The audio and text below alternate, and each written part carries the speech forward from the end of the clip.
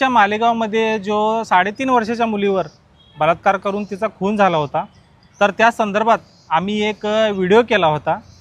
तर तो व्हिडिओ करण्यामागं आमचा दुसरा कोणताही हेतू नव्हता, फक्त भावनेच्या दृष्टीनं आम्ही तो व्हिडिओ केला होता।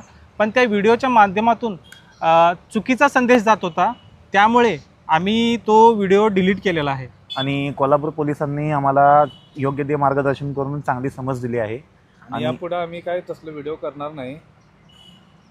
तर आम्ही सर्वांची दिलगिरी व्यक्त करतो। धन्यवाद।